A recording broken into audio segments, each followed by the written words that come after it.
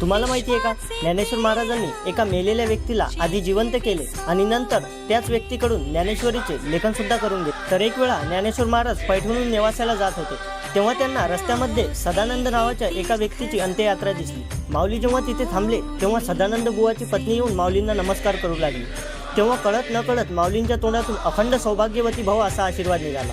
तेव्हा आजूबाजूचे लोक चर्चा करू लागले, असे कसे होऊ शकते की एका मेलेल्या व्यक्तीच्या पत्नीला अखंड सौभाग्यवतीचा आशीर्वाद देतात। तेव्हा आपले वचन खरे करण्यासाठी ज्ञानेश्वर महाराजांनी सदानंद बुवाच्या डोक्यावर हात ठेवला आणि थोड्या वेळातच एक मोठा चमत्कार घडला। मरण पावलेले सदानंद बुवा उठून बसले। आपले योग सामर्थ्याने सदानंद बुवाला जीवनदान दिल्यानंतर माऊलींनी त्यांचे नाव सच्चिदानंद बाबा असे ठेवले। नंतर माऊलींनी आपल्या श्रीमुखातून ज्ञानेश्वरीचे निरूपण केले, अर्थात सांगितले, आणि सच्चिदानंद बाबांनी तीच ज्ञानेश्वरी शब्दशः आपल्या लेखनातून कागदावर उतरवली। माऊलीचा पैठण ते नेवासा प्रवासातील हा अद्भुत प्रसंग याआधी तुम्हाला माहिती होता ना? कमेंटमध्ये नक्की सांगा आणि अशाच माहितीपूर्ण व्हिडिओसाठी चॅनलला सबस्क्राईब करायला विसरू नका। रामकृष्ण हरी।